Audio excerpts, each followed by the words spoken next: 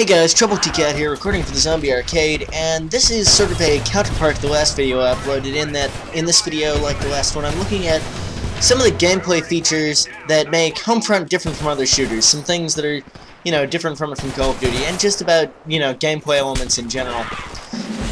So, this game was actually 25 minutes long, so I've cut it down quite heavily, and I've sped up some parts, and stuff like that, and as you can see, we're not starting at the very beginning.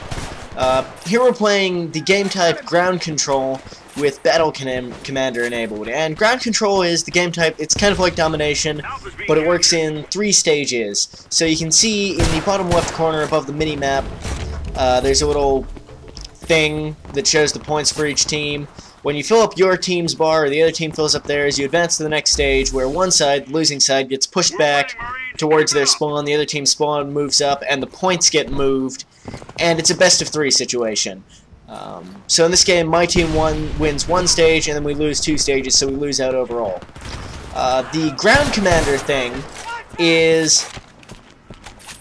it adds this element of kill streaks, which is not normally in the game, and when you get kill streaks, what happens is you'll have threat. So you can see at the top there, I'm 2 stars threat at the moment. If I get 2 more kills, I'll be 3 stars, and you get enemies who are ordered to kill you specifically, and they'll have like a marker on their HUD showing your rough area, and they get extra battle points, which is experience points, and you can also use it to buy things. So here, I buy an Apache, which costs 1,600 battle points.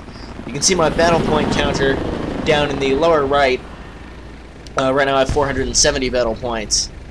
So, Battle Commander, you get extra battle points for completing missions, such as killing nemesises and killing high-threat things. So you see there, I've got a soldier area, I shoot that guy down, I get 250 battle points for killing a target, and I can then spend those battle points on more vehicles, such as this wonderful Apache, which explodes horrifically. Or alternatively, you can spend them on your abilities. So on this class, I've got the proximity launcher and the flak jacket equipped, and I'll point out, when I actually buy one of those, so you can see sort of how that works. But you can buy those at any time, and you can only buy vehicles when you spawn. You spawn in the vehicle, you can still get out, and you'll get people in your secondary seat. Like before, there was actually a guy in my secondary chopper seat, and here, this dude called Nuke Dukem, he's commanding the little top missile launcher on this LAV. You see here I go in first-person mode, something which you console players may be going, if you play this game. Yeah, on PC only, you can go into first-person mode in this game. It's just one of the differences between the platforms. There are other differences as well. I know Xbox 360 has an extra map, and the screen when you spawn is a little bit different. On PC, there's a little bit less information. You can't actually see the names of your allies and enemies when you're zooming down the spawn on PC. So, I guess that pretty much covers it. Battle points, by the way, also sort of double as experience, so as well as being able to spend them in-game on certain things, they count towards your overall progression. So I guess that's about it. The rest of this is just gonna be a normal commentary. It's a pretty long video. It's 12-13 minutes or something. As I said, the game was 25 minutes long, and this was a really, really good game. You see here, I bought the proximity launcher for 250 battle points, and then yeah.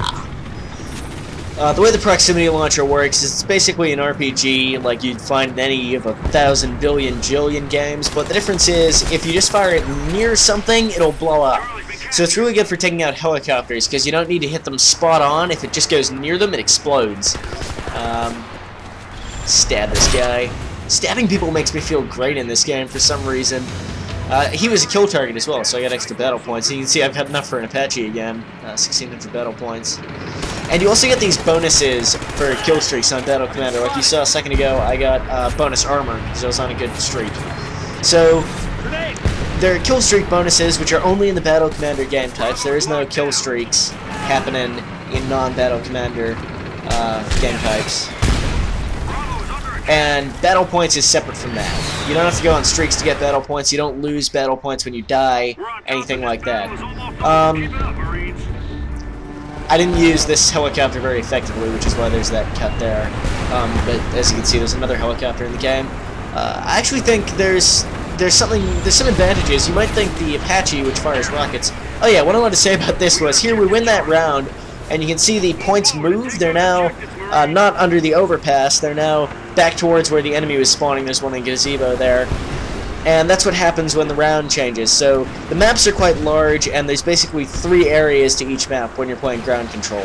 When you play TDM, which is the only other game type, you just play on the middle area of each map. So if we were playing TDM, we would be just stuck in that overpass area. But you can see here we've advanced to a different sector of the map, which is actually a little bit different. It requires sort of a slightly different playstyle. It's a little bit of a different environment, and I really like that because it gives the game a sense of movement that really keeps it dynamic and flowing, and it just feels like there's a sense of progress or a sense of desperation if you're losing, and that's really good. It's like a really tangible thing. It's really cool.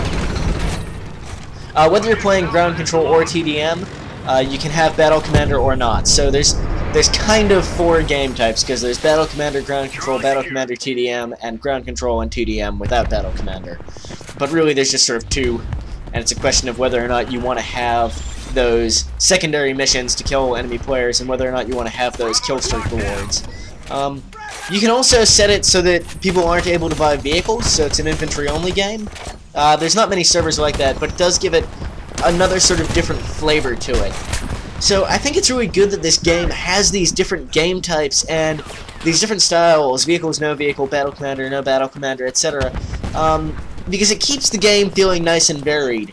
Even though there's not that many maps, there's only a few maps, but because they're quite large and you're sort of fighting in different areas of them a lot, it sort of stays fresh, and also because there's these different sort of game types. So, I don't know. It remains to be seen how much staying power this game is going to be having.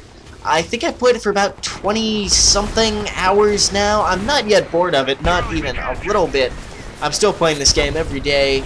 I'll be uploading commentary regularly. After this, it's just going to be sort of more general commentary, and I'll try and get shorter games for uploading so that I don't have to cut it down so much. But in this one, I just wanted to really talk about those features. And like here, I actually go on a nice long kill streak. I get to threat level 4. I've sped up bits of it because it's, when I say a long kill streak, I mean aside from the fact that I kill a lot of people, I'm alive for a very long time here. Longer than you would often see in faster paced games. It's not that this game is slow paced so much, it's just because the maps are large.